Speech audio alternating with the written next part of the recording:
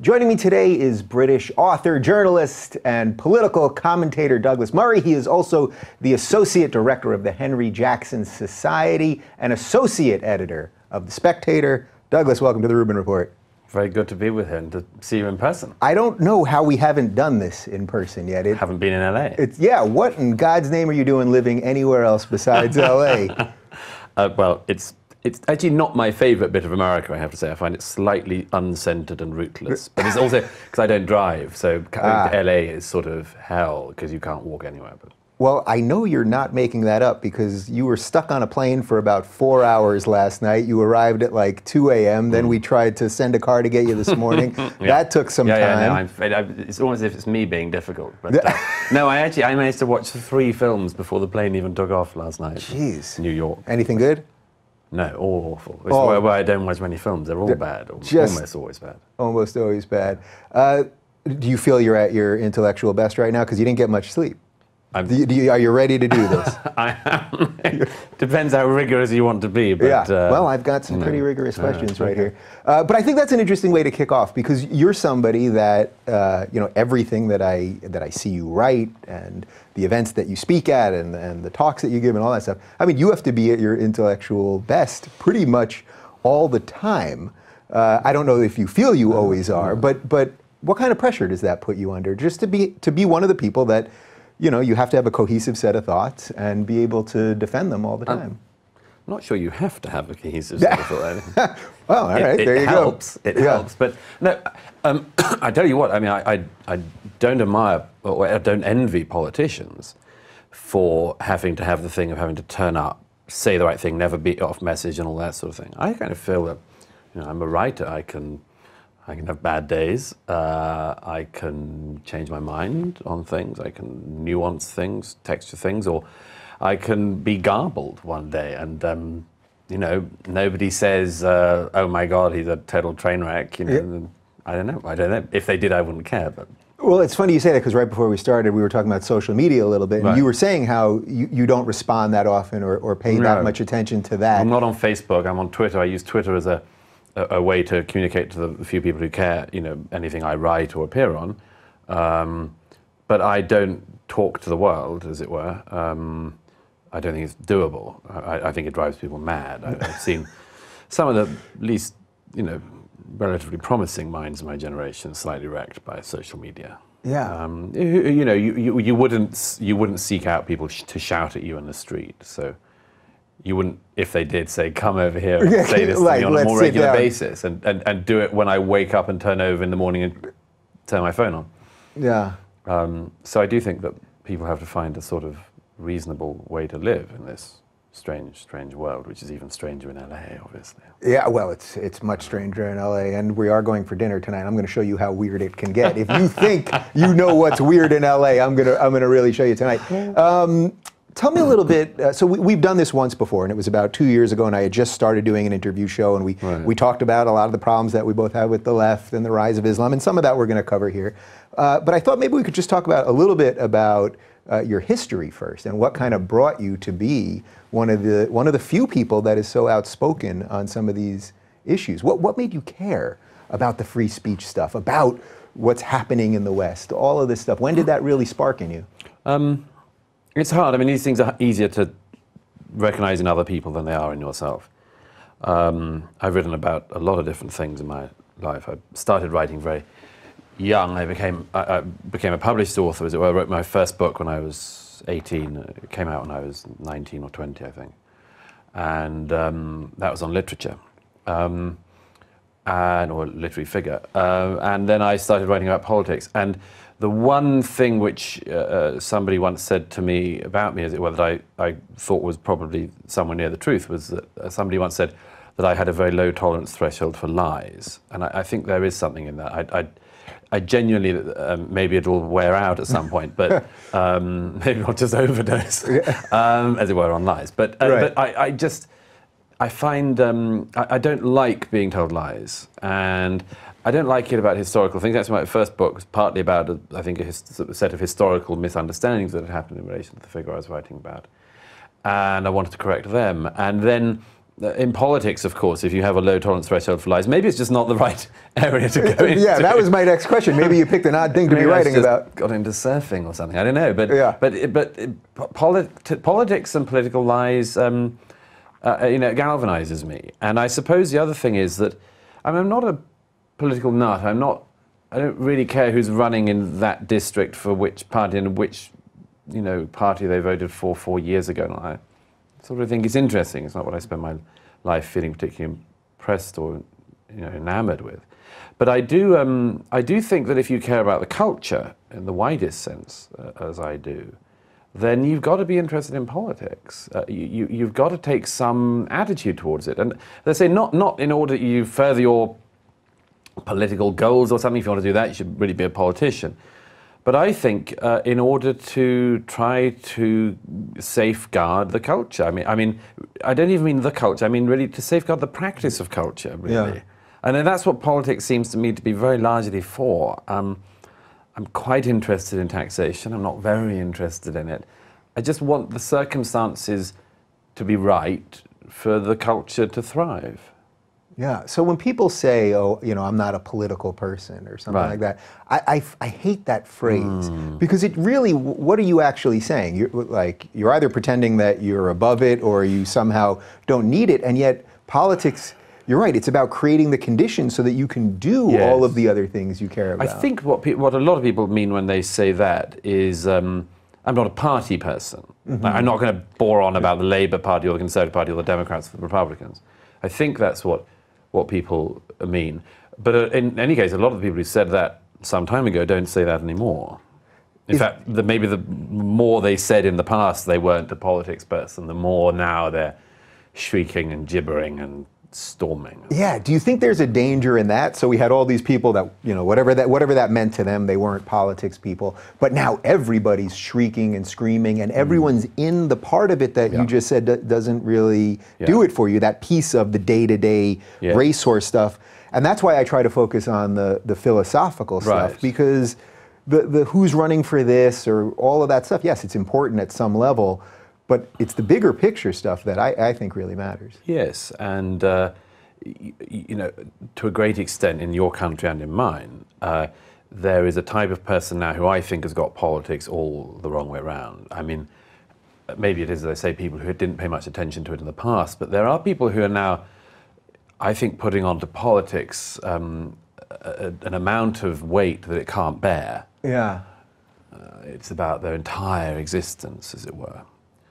And I wouldn't want that to be the case at all. I mean, I had with a colleague some time ago sort of informal competition after the Conservative Party won the 2015 election in Britain. Had an informal competition to say, what's the nuttiest thing anyone said? And the best was this woman at The Guardian who wrote a column saying that basically she cried herself to sleep every night and she woke up in the morning crying, and sometimes she stopped crying, but she woke up and she thought, oh my God, I've had a nightmare. No, it's true. And then she burst into tears again. Yeah. See, that person shouldn't really be in the community, should they? Right. But if I have views obviously on who I want to win and at any one time which party I'd vote for, but I cannot imagine any scenario in which I became such a gibbering wreck that I just wept all the time, or, because she might not have been telling the truth, this columnist, right, or thought it wise to say to people, that's the state I'm in. Right. Well, it shows her victimhood. She's such a victim she can't sleep. The best is when you see the Huffington Post or one of these pieces, probably in The Guardian too, where it's not just them that are crying. Their children are waking up having nightmares about Trump. My 3-year-old's having a nightmare about Trump. Mummy, they say, what should I tell my 3-year-old? Now he's asking about Trump. And you go, I know, tell him to go to sleep. Yeah. I mean... It's so funny. I tweeted this out a couple months ago, but when in the middle of the election, all these articles are being written to kick how Trump is affecting kids, this whole thing. So I asked my at the time, I think he was 5 or 6, my nephew. I said, what do you know about Donald Trump? He looks at me. He's like, he has bad hair and a red tie. And I was like, that's what. That's what a kid would think. All right, so I want to talk about your book, but I thought before we get into that, I want to do a little bit more on just sort of language in general and the free speech thing. So when you come to America, because we have some extra protections, for now at least, on free speech that you guys across Europe don't have, Do you feel an extra degree of freedom? You don't strike me as someone that ever bites your tongue, but when you come here and know that we have such a great freedom, or do you see something a little different here, perhaps? I think you do. I mean, I think you've just got to separate out between what your legal rights are, as it were, and what the actual practice is these days. Yes, legally, I mean, there's nothing I say that's illegal in Britain or Europe. And so I don't particularly feel, any sort of freer to say anything here, because there's nothing I would say here that I wouldn't say there, and vice versa. It's true that having an amendment to your constitution that actually writes this into law is a very useful thing to have. We, of course, don't even have a constitution in Britain, which has its own advantages and problems. But, but I think these things have to be slightly divorced from the reality of the practice as is at the moment. And at the moment, I think you're probably in a worse situation than we are in Britain or Europe in relation to speech, mainly because of a generation of people who are growing up and are the most privileged generation in history, who seem to think that speech is violence, and that in response to violence, you should be violent. And if you make that leap, then the response to somebody speaking is to hit them, and or to shut them down, or to burn a building, or to get them killed, or whatever you want. And I see that all the time, all over the place. Somebody I know in Holland, who I was there just a couple of weeks ago, a lot of the people in the press have been demonizing him, and they say his house was attacked 2 nights ago in Amsterdam, and there's lots of that going on. Loads of target selection, and I think all this is very, very worrying. But I do think that in general you seem in America, to make a terrible generalization, to be slightly further down the road of certain manias about this. It seems to have embedded itself more. This idea of being wounded or even hurt by words, and you've got all of the SJW stuff slightly worse, I think. Yeah. Do you think that's maybe just that, in and of itself, could be just a cultural thing, that Americans kind of scream about things more, we're a little more hysterical, you guys are a little more polite? I was asking a friend in New York about this the other day. I wonder whether you know that thing that you always hear in America, this is the most important election of our lifetime, every single one. Yeah. And it's always, I mean, by the way, I'm fascinated by the language hyperventilation in this country. And I was fascinated by that moment before the last election when Bill Maher said, look, we called Senator McCain a misogynist, and we were just doing it to try to get him, and we recognized he wasn't, and then we did it on him, and then we realized he wasn't really, Romney wasn't really a misogynist, but now this guy is. So I'm fascinated by this thing of basically a lot of sort of chickens coming home to roost in some ways. You kept running the language down, and now you're in this position. But I said to this friend in America the other day, maybe the as it were, the hyperventilization of politics is one of the ways in which you keep your democracy fresh. I mean, maybe you have to live at that pitch. I mean, I wouldn't particularly want to live at it myself all the time, but perhaps the kind of, this is always the most important moment ever, is important for this democracy. Maybe it's better than sort of, doesn't really matter, or it's never going to be as good as that again. That's I'm going to ruminate on that one a little bit, because I think you can argue it both ways. I think, I mean, it's what you're saying. I can see a problem with that level of hysteria all the time, and you're right. When Bill Maher said that, and the left was saying all these horrible things about McCain, we did it about McCain, we did it about Romney. This is the real one. Well, you've cried wolf to the point now that, what did you expect to happen? In an odd way, is that a pro-Trump argument? Strangely, like, he was, of course, what was going to happen here. You know what I mean? Like, you tried it with some decent sort of center-right people, but of course you're going to get this then. Right. Maybe. I'm resistant myself to the to introducing Donald Trump to almost any discussion, because it almost always derails after almost everything that happens in the UK in the last year or so. He's going, well, how will this affect Donald Trump? Just stop talking about Donald Trump. Just allow other things in the world to exist as well. So you're saying, when I think your mayor of London was saying we don't want Trump to come here, you'd be okay if Trump showed up, right? I think so. Outrageous thing. Look, Donald Trump has made an official visit to Paris. Okay? He's made official visits to Germany, to so quite a lot of allied countries by now. No.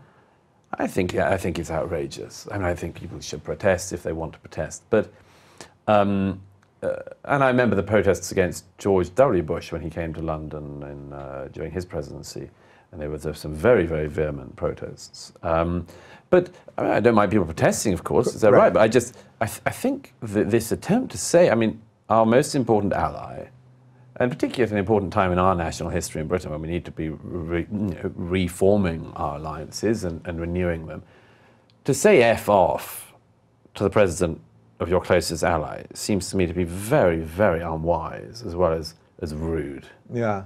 Is it one of those things where it's just the easy answer? You know, just, oh, don't let him hear. Well, it shows how good we are. Don't let him hear. But actually what you do, you actually do damage to probably the most important relationship that these countries have. Absolutely. I mean, when the mayor of London says we don't want him in London, you go, well, he's in Paris. He's in Berlin. Like, what have you achieved? At the best, you'll damage, among other things, the economic relations between Britain and America. So, nice work, Mr. Mayor. Nice work. Right. All right, so we're almost at your book. So I thought this is the good transition here. I was listening to, I think it was not your last discussion with Sam Harris, maybe the one before that. And you guys were talking about language and sort of the slow erosion of what's happening in the West and the rise of Islam, a lot of the key stuff that we all kind of talk about. And you were talking about how we're going to be arguing about gender pronouns as all of our rights are going to be taken away from us. You said it far more eloquently and with some better adjectives. But I thought it was a really interesting point that our eye is not on the prize. No. In that we're not focusing on what's really important. No. We're worried about things that are, not to say transgender rights aren't important, but they're not the big picture stuff. No. How important is all of that, focusing on the right things? I think it's crucial. I mean, people can be interested in whatever they like, but I also have the right to tell them I think they're wasting their lives. Gender pronouns, all of this sort of thing. There is, by the way, behind all this something very strange I've started to notice. Among all of the fascinating things about this, one of the ones that interests me most is why you get this introduction to almost every discussion as if we as human beings are sort of solvable things. I find this fascinating. Most of the trans stuff is, identify that you're of the wrong gender at an early stage. By the way, I'm very suspicious about all that, but I can think of a lot of effeminate young men who shouldn't have drugs even encouraged towards them. Yeah. When you say that, you mean you're suspicious of the way we're treating them, or of the sort of psychological... the psychological thing in general. But let's say in the case where somebody actually does genuinely feel that they are in the wrong body and so on, there is just this awful thing in it, as in so many other discussions at the moment, of... And if you nix that, you'll be right. Mm-hmm. And I think, no. Once you sort that out, you'll face all the same problems everyone else faces in their lives, and maybe some new ones. But this is, I hear this in the race discussion in America, I hear it in the gay discussion in America, in a whole set of them. It's as if if we get the formula right, and I just think this is a fascinating mistake. I don't think we live our lives as solved or solvable beings, and we are engaged, it seems to me, particularly in this society in America, in this strange attempt to sort of get the minutiae right. And apart from being deeply navel-gazing, it seems likely to me that we may be missing all the really important things that are going on. I have this sort of haunting view always that we'll feel like we've really sorted out every aspect of LGBTQI rights just as China becomes the most important power in the world. Very interesting. Right. How interesting. Yeah. I think it's a fascinating piece, because I was going to talk a little bit more about this at the end, but you're gay, and I asked you in our last interview right at the end, by that fact alone, how much does that give you an extra sensitivity to all of the other things that you're talking about. You have a vested interest, you and I think yes. all of us, I think all humans altogether have a vested interest in keeping the West alive. Sure. But I think as a gay person, it's particularly important that the last places of tolerance and yes. Western thought are kept alive. Yes, I have to say, in my own case, that's not particularly a galvanizing thing, I have to say. I mean, I think being gay is kind of boring as a subject in a way, because certainly for my generation, I mean, we sort of came out, and by your 20s, like, who wants to keep going on about that? Albeit I understand it why people did before, but you know, there's not a career or life, as it were, in just being a gay. You know, right. I mean, it's not a full-time occupation. Right. Only so many of us can be in reality TV. You know?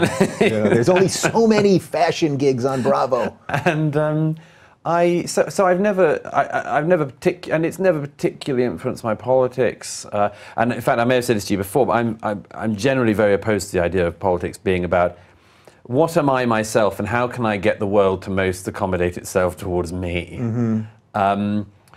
I think it's a mistake. I think politics should be a search for some kind of truth, or the best arrangement that allows the truth to occur. And, you know, your own involvement in it or your own comfort in it is of importance. But I mean, I wouldn't want somebody who said, I'm totally into this because I'm fighting for myself and that's it. In fact, by the way, sorry, since you mentioned it, on some of this stuff, on the Islam stuff, for instance, actually the first warning siren to me was not the treatment of gays, it was the treatment of Jews, which I became sort of increasingly noticing there was a problem a couple of decades ago now. But it was that. I'm not so Jewish, how are you seeing that in British society? Well, I was worried about it because I started to notice that there were things that were being said that I thought wouldn't come round again. And as I say, I'm not Jewish myself, but you can notice these things and not need to, as it were, have a personal vested interest in it. You know, and I mean, I suppose one other thing I'd say about this is I generally think, I mean, the atomization of society into groups with their own interests is one of the things that's causing all this mess in America at the moment. I don't see why the job of gays should be just to sort of fight for the gays, and the job of the Jews should be to fight for the Jews, and so on and so forth. I think the idea of sort of looking out for each other is surely the point in a republic, and yet that point seems to be being lost. Right. So is that where this intersectional crew has really lost it? Because they're sort of getting what you're saying, that we should be looking out for each other. Yeah. That should bring all of these minority groups together. Except instead of that, they're vying for most oppressed. They're vying for most oppressed and most ridiculous and most hyperventilating and all of that. But the intersectionality people, I mean, there's two big things. One is they are the prime culprits of this thing of the myth of solvability. The myth of human solvability. Right. If we get the Rubik's Cube right, and okay, the gays get there, and then we can get the trans there, and then there's people here, and then the non-binary, and then this, and then the Muslims can get there, and we can all think exactly the same. We can all think exactly the same and speak in exactly the preferential order that we're allowed to speak in. It'll all be fine. Yeah. Whereas my view is, you'll still have every single problem of the world ahead of you. You'll still have to work out what your foreign policy is. A whole load of stuff is coming. But so that's the first thing. But the second thing is they are obviously breaking apart American society. I don't think that's too much of an exaggeration, because they started at the universities and it's trickling across everything else. And I've been having really interesting conversations with people about this in recent years in Europe as well as in America. And one of the things I'm sort of slightly confident about here in America is that you do have an answer to it.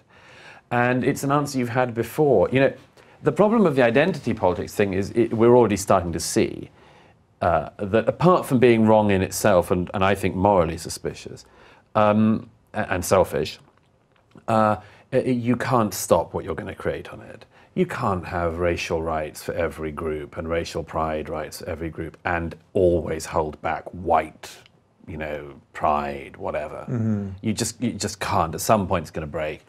You can't keep bashing heterosexual men and not expect at some point that there's going to be some kind of response. So if everyone's allowed their group apart from the majority or whatever, then at some point that's going to get nasty, and I can see it coming so clearly. Yeah, I mean, we see it now. And it's already started. And the thing is that in America, you had the answer to this, which is what Tocqueville mentions. It's the deal of being in the Republic is you don't do that. You deal with each other face to face as citizens. You don't do it as just people coming to hawk something in the marketplace, but face to face as individual citizens in the Republic. And this is the only way out. But I think there'll obviously be some mania before you get back there again. Yeah, you know, it's funny. May you get back there. May we? Yeah, emphasis on may. You know, it's funny. The way I do the show, I try not to talk about individual people too much because I'd always rather focus on the ideas. But as you're saying this, I'm thinking of something very specifically that Linda Sarsour, who I'm sure you know. I spent an evening with Linda Sarsour in Brooklyn. Really? Yeah, a couple of years ago. How did that go before I tell you my little anecdote? I don't think we got on roaringly. I sensed some sexual tension, actually. There was a bit of sexual tension in the room. Unavoidable.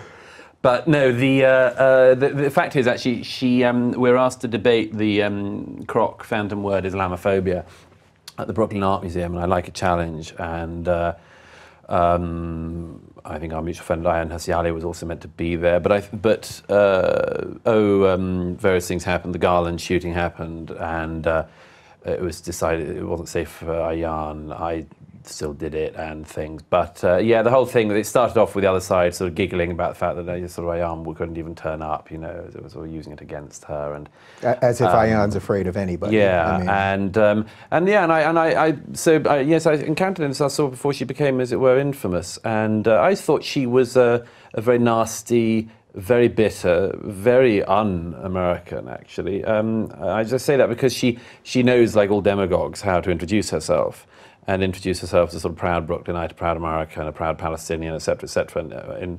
I thought in an interesting order. But it was clear that she sort of really hated America, or at least hates the America that exists currently, because it was me that ended up having to explain to the audience that, for instance, the New York police don't just go around persecuting Muslims. You know, it's just a willful misrepresentation of the American authorities at every turn. Mm-hmm. So I thought she was very dishonest, very unpleasant. But I mean, I've come across her type all my life. Yeah, and the only reason I mention her is because of what you said previously, which really was about assimilation. That the whole point of America is to assimilate. Yeah. And I don't know if you saw that speech she gave about 2 months ago where she called for jihad, and then suddenly the left was defending the word jihad, and the white supremacists in the White House and all that. But I thought the key part of it, put jihad aside, put white supremacy aside, the key part was when she said, we're not here to assimilate. Yes. I thought, that is the antithesis of the American project. This amazing melting pot that we have, where we've done, for the most part, multiculturalism right, where Europe has failed in a lot of ways, and she was saying no. No, absolutely. Not. And I thought that was more dangerous than the other stuff. Absolutely, of course. I mean, as you say, but put aside the fantastical idea that what she was suggesting was, you know, you sort of have a jihad by kind of going and just really struggling in front of a Jew somewhere. You know, like, I'm just struggling in front of this Israeli. It's just one having a turmoil. Yeah. This is what I recognized the night we met. I mean, she really doesn't like this country. By the way, I mean, we all have a problem about that. Is what you do about that. It seems to me she's a sort of very rabid sectarian sort of Palestinian nationalist who happens to live in Brooklyn. But I mean, really, what you do about it is that people identified that, recognized it, and called it out for what it was, what it is, and there just aren't very many people who do that still. I mean, you know, we all take sort of baby steps on this, don't we? You know, as you say, you know, you end up with the left sort of defending, well, she probably meant this, and actually, why don't you just say, look, she's not speaking as a critic of our society who wants to sort of mildly improve it. She's speaking as an opponent of our society because she doesn't like it. Mm-hmm. Now, I've encountered this, I say, all my life in my opponents, and the very close enemies I've made in Britain and across Europe, a certain type of person of that ilk who clearly speaks as an opponent of the society. They don't like it. And, of course, among other things, all you can do is point out then is to say, you know, amazing you're here, really, isn't it? Amazing. Yeah, and that's the catch-22 of what we've got in the West, right? We're going to have to let in all sorts of voices. That's the beauty of this thing, and it also creates a little bit of the threat. All right, let's talk about your book. First off, I love the title, The Strange Death of Europe. I thought using the adjective strange was particularly interesting. Why did you choose the word strange, not slow or a series of other things that you could have used? The first is it's a nod which not many readers will get to a slightly known history textbook called The Strange Death of Liberal England, which described the decline of the Liberal Party in the early part of the 20th century. But that sort of isn't needed, as it were, to know it, although there is a slight similarity. Yes, the real thing is, it is odd. I mean, it's a curious way to go. And I think if you'd have said to anyone of 1 or 2 generations ago that this would be what Europe's issues would be in the 21st century, that basically it couldn't find any way not to just allow the world to walk in and join them, that those generations would have been surprised. And so yes, it is strange. But I try to explain why, and in order to explain it, I try to explain it not just from the sort of first-hand accounts and the statistics and all that sort of thing, but the deeper philosophical reasons why this is happening. I think that's, lots of books do bits of that, but I wanted to just say, look, this is the whole overall picture. This is what we're actually living through, and this is why. Yeah, so the subtitle is Immigration, Identity, and Islam. Does that order have any meaning to you in the way you phrase those 3 words? Not particularly. I mean, it centers on the 2015 migration crisis, when Angela Merkel opened the doors of Europe and couldn't really find a way to shut them again. But they'd already been open for a long time, as I explain. No, I mean, it's these are the 3 massive things that are preoccupying, I think, not just Europe, but Europeans at the moment. The immigration crisis, where the publics of Europe just want it to stop all across the continent. All the polls all show the same thing. The public want it to slow down or stop. So that's the immigration bit of it. The identity bit of it is the very, very painful thing, which, people aren't very good at talking about. Maybe I'm not very good at talking about it, but I think it's just there underlying everything. What is this thing? What is it to be a European? Who can be European? Can anyone be? And is Europe a home for the peoples who've been in Europe, or is it home for anyone in the world who wants to move in and call it home? These are very, very big questions. Yeah, these are big ones. And then the third one of that is the Islam bit, which I mentioned because it's obviously the sharpest bit of this. You can have somebody move in. I know you can have a Nigerian Christian move into a bit of the south of England, and they will have issues they bring, as everyone does. They will have their own ideas, as everyone does, their own culture that they've walked in from, and everyone does. But it would be the person of another background, from another community, another faith, who would be coming in with the issues that are really starting to gnaw at Europe. We find this very hard to talk about, and it's getting easier very, very slowly. But our big worry is we've not been great on the integration. All of our leaders say this. All the European politicians admit this now. But the bit that is worrying us is the Islam bit, because I think there's now a general awareness that maybe this is the bit we can't digest, or we're finding it unusually difficult to digest and incorporate. I don't say it's impossible, by the way. I just think for all sorts of reasons it's proving very hard, and may in the years ahead prove far worse. So I know that you often make the distinction, like most educated people, you make the distinction between Islam as a set of ideas, as any religion is simply a set of ideas, versus Muslim as people. Sure. In this case, do you think that there is something unique? I mean, this is always what triggers my friends on the left. If you say that there is something unique about the set of ideas of Islam that is different than the set of ideas, if we just take the big 3 monotheistic ones, that is different than the set of ideas of Judaism or Yeah. Christianity, or at least how they're practiced, I Right. think is the more operative part, because you can look through all the books and there's plenty of bad stuff in the Old Testament. Sure. Do you, at the end of this, do you believe that it's just incompatible, that this set of ideas is incompatible with the set of ideas that the West is trying to preserve? I think unreformed Islam presents a very significant values challenge, and it's probably not reconcilable. If we have, as it were, the Islam of most Muslim countries, it's very hard to see how that's doable. I think all of this is very painful, isn't it? Because first of all, we live in any case in an age of relativism already, where, for perfectly good reasons sometimes, we sort of pretend it's all sort of the same, like I might be a Muslim, you might be a Christian, she does yoga. And it all comes out in the wash, pretty much the same. And I just think that's, to begin with, that's obviously not true. I mean, it's very strange to want to concentrate on everything other than the premises and origins of a belief structure.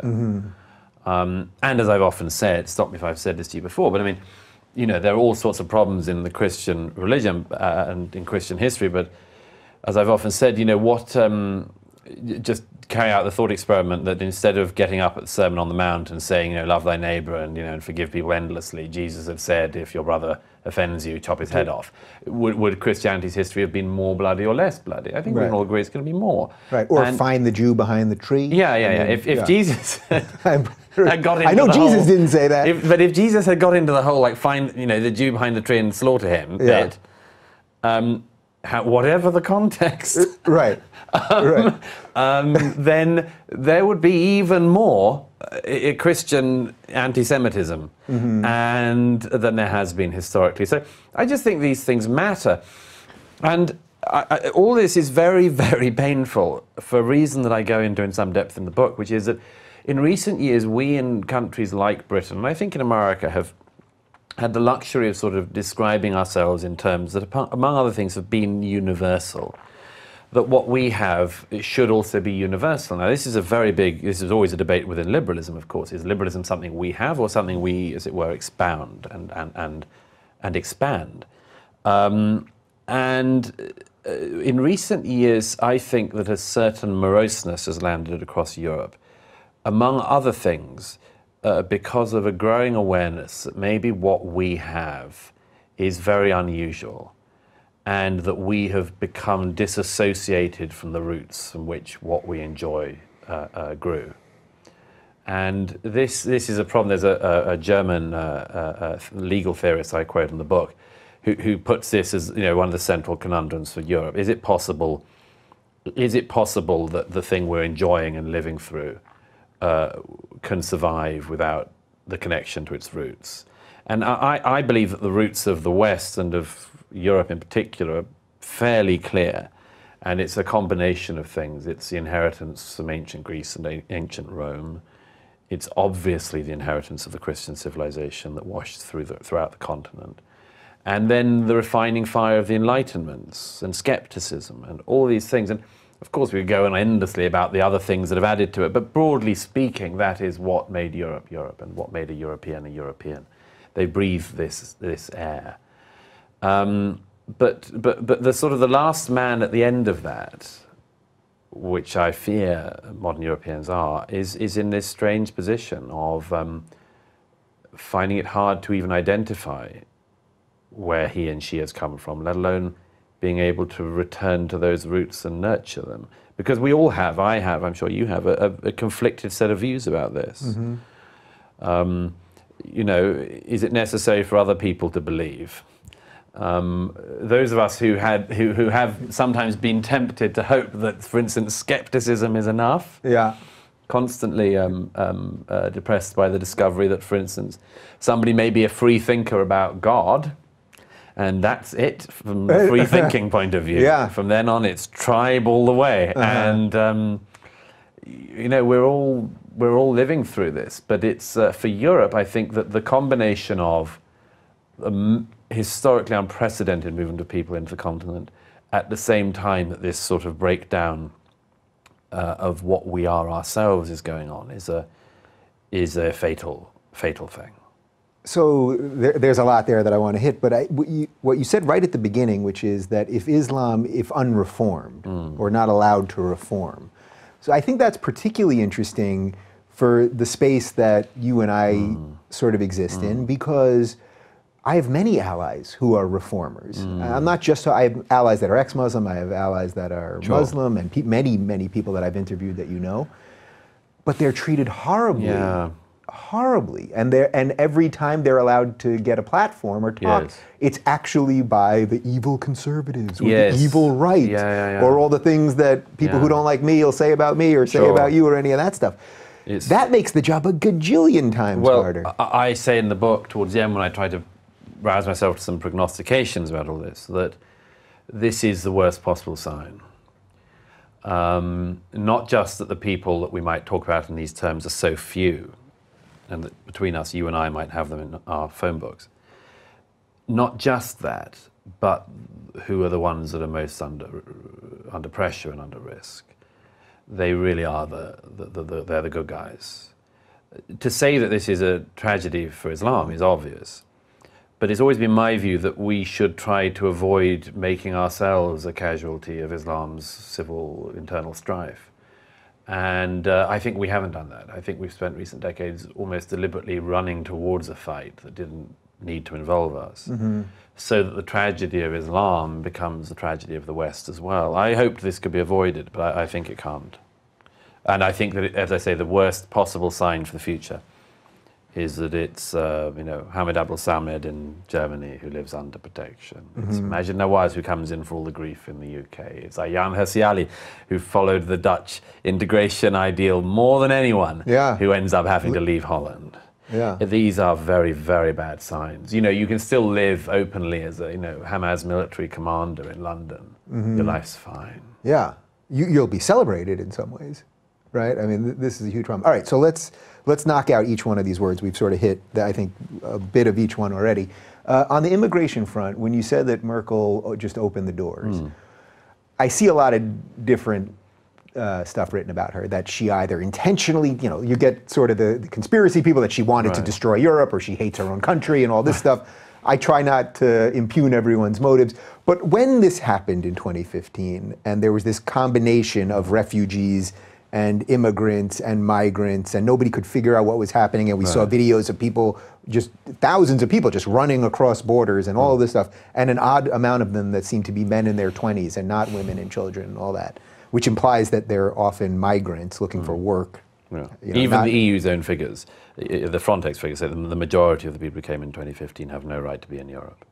Which is fascinating, and somehow even if you say that, you'll be labeled whatever. But what do you think her intention was in 2015? Well, this is why I try to go back to the beginning, not just with history, but also with the philosophy on this. I don't impute, terrible motives to her. I think that she was blackmailed by history, was facing a truly terrible humanitarian crisis, which was undoubtedly going on. And I stare this in the face. I travel around and speak to many, many migrants from all over the world. I've been to many of the countries they've fled from, but I also go to speak to them in the countries that they arrive into and speak to them in the camps. And certainly have met and listened to more migrants than I think any of my critics. But it's easy to exaggerate the ease of the situation that she faced, or the ease of the solution to it, and I think that shouldn't be done. It was a genuine crisis. It remains a genuine crisis, and the biggest imaginable moral question. So we also know that at the moment that she made the decision in 2015 to basically suspend all border controls, I suggested in my book, but since my book has come out, it's already now being confirmed by somebody who was with her at the time, that what happened in particular was that somebody said to Merkel, we cannot have German border guards repelling migrants, and the photos go around the world. Right. So this is just condemned because of history. It's what, yes, it's what one French philosopher calls the second career of Adolf Hitler. It's an ugly way of looking at it, but it's not entirely implausible. This is another go around this terrible, terrible history and past. But it's not conspiracy. I show in the book how much it's more what we call in England cock-up. I've always tended towards a cock-up view of history because if you see politics up close, as I have done quite a bit throughout my life, you know that it's not really people pursuing grand sort of schemes, really. It's people who haven't done the job before because you can't, and there is no qualification that gets you in position beforehand, and trying to deal with not long-term things, but tomorrow morning's headlines and, you know, media action the next hour, and they drown below the surface of this babble. Yeah. That's how politics happens these days. Right, which is not the way that both sides talk about politics. They want to make it seem like the other side has constantly this grand plan and everything's going according to plan. Or as I say in the book, every single thing we thought would happen didn't happen, and nothing that has happened was expected. I go back to the 50s. You know, the guest workers who were the first people who came in after the war, the first migrant waves into Europe from Turkey and elsewhere. As Merkel herself said in 2010, we expected them to go home. That's an incredible muck-up. Yeah. But then we expected them to go home, then it didn't. Of course, they wanted, having tasted first world, you know, economics, among other things, they wanted to bring their families, and of course, and if you have your families, you have more children, and you'll enter the schooling system, and then you'll need healthcare, and then you'll need this and that. Especially if the state's giving you a lot of those things. And that's why we are where we are, where you know, the 2011 census identified people who call themselves white British on the census as a minority in London, a minority in 23 out of the 33 London boroughs. It's why all the demographic projections from across the continent show Europeans, I think, not to overstate it, losing the place they had to call home, or at least becoming a minority in it. And this, you know, there are some people who talk about that in the sort of language of, haha, the empire strikes back, now you're getting a taste of it, you went round the world and now the world's come to you. And among other things, I warn those people, just be careful of that language, the language of punishment. Because if the language of that is, as it were, the punishment for colonialism, then down the road you'll create a movement that will say, well, we managed to end colonialism. Yeah, and then they'll come for you too, no matter what you do. So with that being said, so the identity part then is obviously inextricably linked to this. When you see this sort of what seems to be the rising white identitarian movement or European identitarian movement or whatever, what do you make of it? Do you view it purely as the natural reaction to this? Is there anything legitimate out of that? Are there parts that are not racist, or is it truly based in race? I'm very, very worried about this at the moment, I have to say. Very, very worried. If you have people saying, I'm proud of the colour of my skin because it's this skin colour, of course there will be some people who'll do the opposite. Somebody said to me the other day, I think it's a question, are you proud of being white? And I said, no, of course not. Why would I be proud of a pigmentation? But I then turned around and said, no, but if you ask me if I'm proud of my culture, I'd say, of course. But it's something else than that. It's not really about pride in the culture. Some years ago, I wrote a piece about this for a book the Prime Minister, Gordon Brown, was editing on Britishness. And I said, I don't think of these things in terms of patriotism. I think of it in terms of gratitude. I feel gratitude for what I've been lucky enough to be born into. I'd love it if other people who wanted to be part of it became a part of it, and I think they can.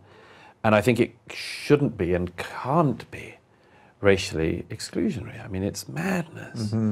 But it's a madness that seems to me that some people will be falling into by being pushed and by being ignorant and other things. But, you know, I come back to this thing. There will be some people who will, and I've found this a lot in conversations across the continent in the last year or two. There will be people who will grab a bit of the identity thing for themselves for tactical reasons. We will get to this goal and we'll use a dishonest tactic just like you're using it. Yeah. And there will be other people who will say, no, it's not just a tactic, it's what I feel, it's what I believe. I just strongly urge people not to go down that route. Strongly urge them not to go down the route of identifying by an accident of skin pigmentation, but to say if you want to talk in terms of values and in terms of civilization and of culture, you cannot make it exclusionary like that. But the point about this is that can't only be that it's the, as it were, white young guy who's told that. Right. You've also got to tell it to the angry young black demagogue who's telling people of their own skin color to isolate and congregate around race. Everyone's got to, to make the deal, as it were, on this. Yeah. But I just am filled with concern about this. And that probably has a little something to do with the word strange, because Yeah. it seems to me that it's possible that the ship has already sailed on this, perhaps more in Europe than in America, because you guys had an integration problem already, Right. which is finally being acknowledged now, but then you also have this new set of people. So even if everything was fantastic Yeah. with all the people that were there and all the integration before 2015, Yeah. what do you even do with just the new set of problems? Let me give you an example, by the way. In Scotland, there's it's a small amount now, but Catholic Protestant, mainly centred around football supporting Celtic Rangers.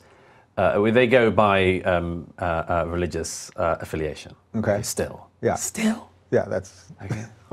Because of a movement of Catholics from Ireland into Scotland a long time ago. Yeah. Let me give you another example. I had a very dear friend who died recently, who was a brilliant, very, very brave man called Sean O'Callaghan, who was a double agent within the IRA during the Troubles, and he got up to the top of the IRA command, and he was informing all the time to the Irish state and saved many, many lives. He was an extraordinary, extraordinary man. I wrote an obituary for him, and others of his friends did. One of the most negative, in fact, one of the only negative pieces about Sean was in the Boston Globe, who referred to him as a grass, as somebody who, after he'd come out and written his memoirs, came to hawk them around America. Not just selling a book or promoting a book, hawking a book. Why would that appear in the Boston Globe? Only because a very long time ago, a large number of people from Ireland arrived in this country and settled in Boston and held on to their Irish identity. And some of them held on to a belief that the IRA, a murderous, murderous sectarian gang, were, as it were, their people. So all these centuries later, the attitude in the Boston Globe, when a man who risks his life and saved many, many other people's lives dies, is to attack him basically as a grass and a snitch. Okay, that's the movement of Catholic Irish people into America. Who on earth thinks that when you bring the entire developing world into Europe, including very, very large numbers of young men from the Muslim world, that this is going to be sorted out by next February? Yeah. Or roughly this time next year. So does this show, I use the phrase lazy thinking a lot, but maybe that's not the right way. It shows an inability to think.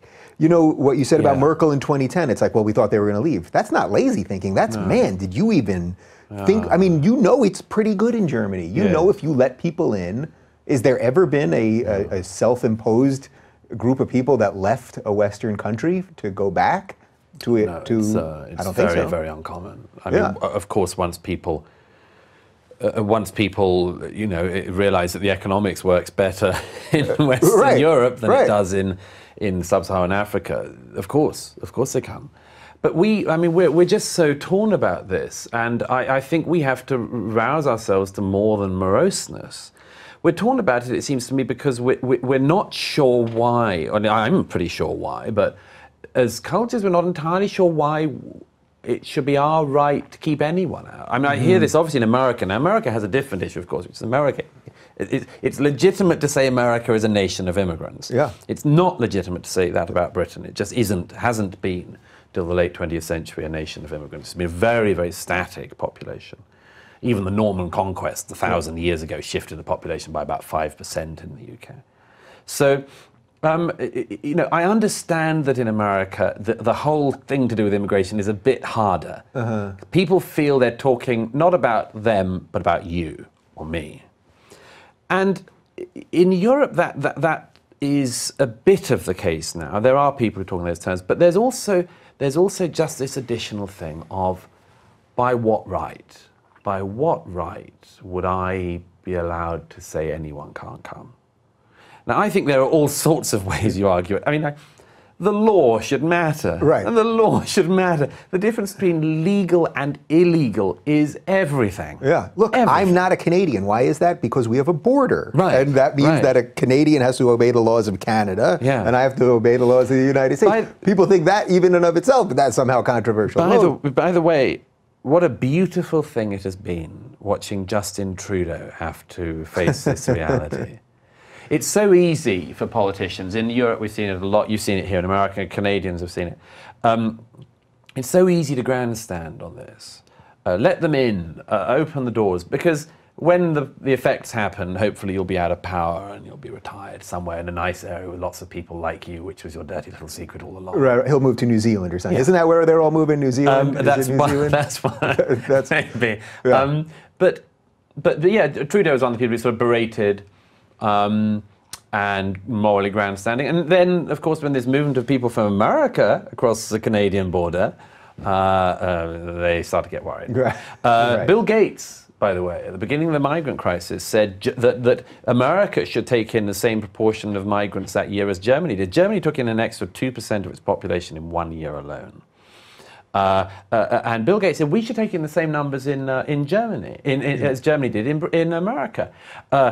Interesting enough, only a couple of months ago, Bill Gates did a reverse ferret on that. Actually, no, he said in a set of remarks that if Germany continues like this, it's going to destroy it. Well, imagine if Bill Gates, instead of being the world's richest man, had been in charge of anything. Then you'd have gone through what Germany is going through. And it would have vastly outlasted him, as this will outlast Merkel and all of us. So the issue, it seems to me, there's two things I can point out. One is demanding that our political leaders in particular think through things beyond the 2-year electoral cycle or the 4-year electoral cycle, or, more importantly, just tomorrow morning's headlines. Like, you might have a bad morning's news. It's a lot better than fucking up your country. It's a lot better. It really is. And the second thing about this is we have to develop the ability to have an adult discussion about these things that recognizes it's not between, you're for the migrants, I'm against them, or, you're Churchill, I'm Hitler, you're Chamberlain, you're Hitler. Just to have the discussion on recognizing that these are different opinions about our future, and that I say toward the end of the book that we have the tools for doing this. Aristotle showed us a long time ago. Yeah. This is just a competition between virtues. Angela Merkel, very understandably, felt the human virtue of mercy, to be merciful towards people who are trying to come. And I say, yes, but there is another virtue competing with that, which is the virtue of justice. And not just justice for the people of the world wanting to come and have a better life, but justice for the peoples of Europe. If you have the discussion on those terms, between competing virtues, not between good and evil, right and wrong, Churchill, Hitler, me good, you Nazi, then you might be able to get somewhere in this discussion. But it's as if we've sort of wounded ourselves before even starting at the start line. Yeah. So as two people that try to engage in that, I think that's what we consistently try to do, and I see you debating all sorts of people from every walk of life. Yeah, I have a promiscuous debating. You've debated basically everybody. Everyone. And some people are now in prison, not because I debated them so much they were prosecuted. But I mean, I've debated lots of people who. I'm sure you've sent a couple of people to mental institutions after they've had to deal with your wit and wrath. No, it's not that. I mean, I definitely, if somebody is out in the general public and has a platform and they want to debate, I've always had the view yes. Yeah. That's not to say I'll debate anyone, by the way. Sometimes people go, oh yeah, you wouldn't debate me, and I think you've got 2 Twitter followers and you're nuts. Yeah, so, and you're a blue fox on Twitter. Yeah, you're like Xena Warrior Princess 19. No, I'm not. She's after me too, that woman. She really wants to debate. All right, I think we got a nice holistic piece of this here. So I want to just shift altogether to end this on a something somewhat uplifting. As someone that does all this, that you speak about this stuff, you deeply care about this stuff. I worry about this stuff constantly. I'll be staring off into nothing in the middle of the day, and I'm literally worried about the fate of the Western world. I wish I was playing video games again as much as I used to. But yeah, you lost me there. I lost you on the video game thing. Yeah. But what do you do for fun? What do you do to just forget all this stuff and just enjoy yourself and be human? Oh gosh. I know you don't like this type of question because this is... Well, I'm rather careful about, as it were, private matters. I'm very happily in a relationship of many years. I love my family. I've got wonderful friends. I see them a lot. To relax, I read all the time. Not just because it's enjoyable, but because it's just endlessly learning and thinking, and so it's just so stimulating sometimes when you have that thing of what I describe as catching up with a truth you'd always known was there. The thrill of recognition that you get from reading that I think is harder to find in video games or television. All right, so you know so I do a lot of reading. I'll shift this a little then. So what would you say more importantly than that to the person that's watching this, the type of email that I get all the time, the person that is just a regular person, working a regular job, that sees these problems, that hears you, that is not a bigot and is not a racist, but is genuinely afraid of doing what you do every day, which is say what you think. That they're genuinely afraid of just putting their thoughts out there, be it on social media or be it's getting to the point where they're afraid to talk to their own spouses about these things. What could you say to somebody to give them a little bit of a boost on that? I tell you what, the water's not as cold as people say. It really isn't. I mean, it's hard, this one, isn't it? Because there has been a lot of focus on the negatives, certainly some of the things we were talking about today in recent years. And there's a sort of growing feeling, and actually one of the previous recent interviewees, a Google guy, is a demonstration. The more that stuff happens, the more that people keep down. It's very hard you can't be brave for other people. You can't tell other people, speak up. But I think we can encourage each other to. I mean, sometimes people approach me in a sort of, I just want to change. It must be really hard for you to live and so on. I go, no, it's great. I have cocktails with my friends. I go to concerts. I read things I want. I enjoy the music I love, and I travel where I like. And I go all over the world. And we're not going to need any extra security tonight, are we? I hope we're going to Beverly Hills. I think we'll probably be all right. It depends if you pick a fight with anyone today. But no, it's, do you see what I mean? There's a sort of exaggerated. Yeah. Well, that's why I'm asking you this question, because I do think it's partly in people's mind. You start speaking and then you realize, somebody said some bad stuff about me, but I'm still here. Yeah, exactly. So people, quite a lot of the time, young journalists and things saying, I'd really like to write this, but I don't dare, and all this sort of thing, and I'll get this. Look, just see. And just write it. And no one ever awarded somebody for a career in journalism where they said nothing. Although there are some writers at the New York Times, you could say. But you just do it. And if it doesn't work, I'm very lucky in that I've spent my career saying what I think and being able to earn a living, precariously but successfully. And I feel like I can write for almost any of the newspapers I want to write for, and almost all of them will have me, and I love writing for the range of them, and I'm very lucky to do this. But it's not like that's rare. I mean, it's still legal to say what you think, So I just hate it when people say, "I really admire you for saying what you think." You go, well, what the hell do you do? Yeah.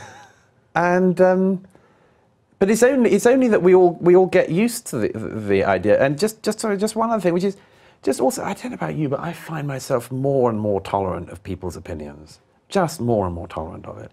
I mean, I see people driving themselves mad. Yeah. And I just sort of think, I mean, there are some things. Like if somebody, I discovered they were into, kiddie fiddling or something, and I'd have something to say to them. But pretty much, on politics and all sorts of other things, I find myself like, oh, that's interesting. Why do you think that? Mm-hmm.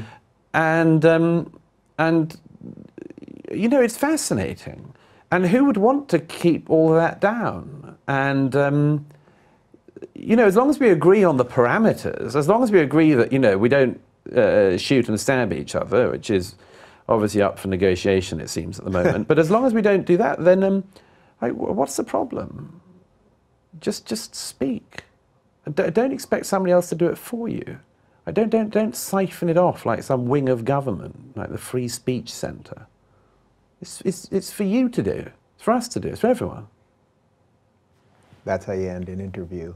Douglas Murray is on the Twitter. He is, I have just been informed, via the teleprompter, you're 1,000 followers away from 100,000. Is that right? I know you're monitoring this constantly. Yeah. You must have these. I think we can get you there. Should I do something like, if I get 100,000 followers, I'll do something? What would you do? I don't know. We should discuss it. We'll discuss it over drinks. All right, for more on Douglas, follow him on the Twitter. He doesn't care that much, but I want the man to get to 100,000. It's Douglas K. Murray. Thanks.